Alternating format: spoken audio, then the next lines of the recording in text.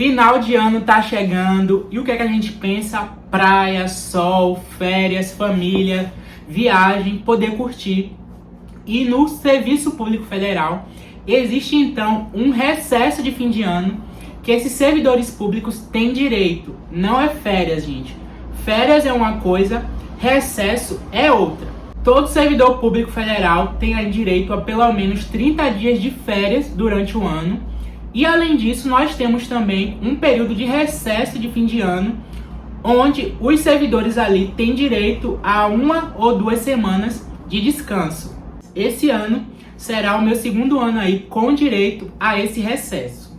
Até o ano passado, esse recesso era regulado pelo Ministério da Economia e a partir desse ano, esse recesso então é regulado pelo Ministério de Gestão e Inovação de Serviços Públicos, que já publicou a portaria que define as regras para esse recesso de fim de ano. Essa portaria, que eu vou deixar aqui embaixo no link nos comentários, ela foi publicada no dia 21 de setembro no Diário Oficial da União.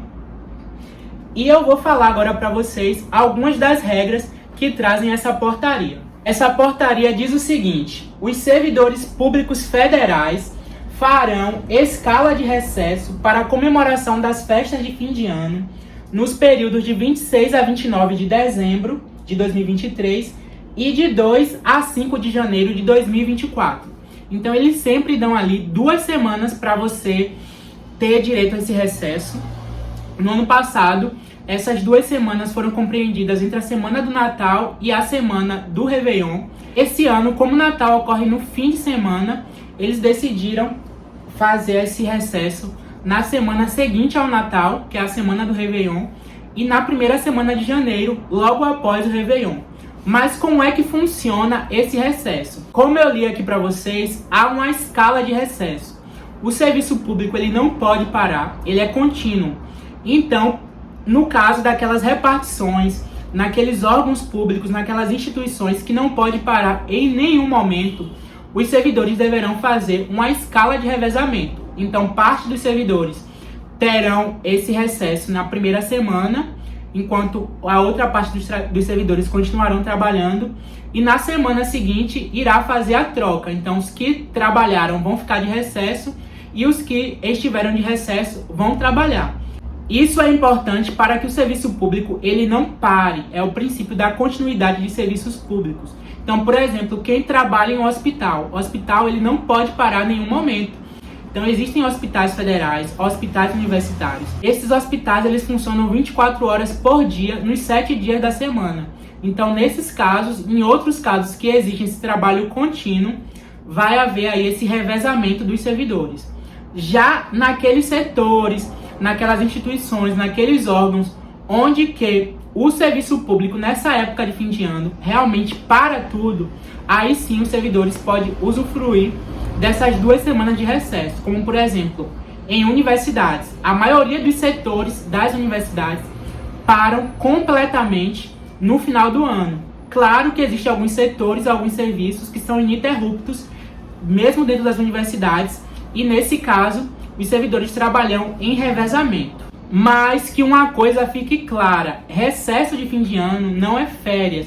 Férias você tem aqueles 30 dias para você usar como quiser, mas o recesso não. Primeiro que o recesso não é obrigatório.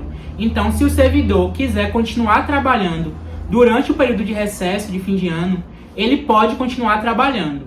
E aqueles que optarem por usufruírem do recesso de fim de ano, eles deverão compensar aquelas horas não trabalhadas. Então, se você ficou 5 ou 10 dias em casa, no recesso de fim de ano, você deverá compensar essas horas.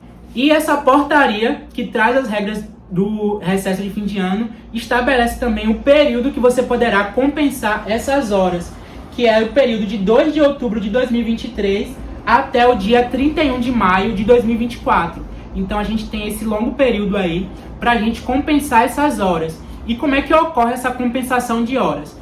O servidor público ele só pode trabalhar em hora extra até no máximo 2 horas por dia.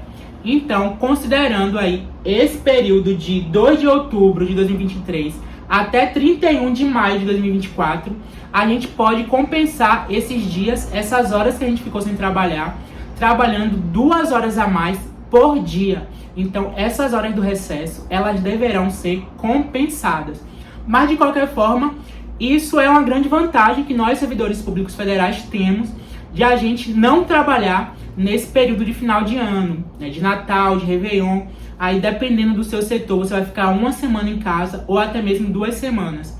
Mas, nesse caso, essas horas serão compensadas. E caso o servidor não compense essas horas durante esse período estabelecido, essas horas que ele deixou de trabalhar durante o recesso serão descontadas da folha de pagamento do servidor. Então é bom ficar atento aí, aproveitar esse benefício que a gente tem. Infelizmente, muita gente que trabalha na iniciativa privada não tem direito a usufruir disso, acaba trabalhando durante esse período de final de ano, ou até mesmo, se quiser folgar, vai ter que pegar férias nesse período.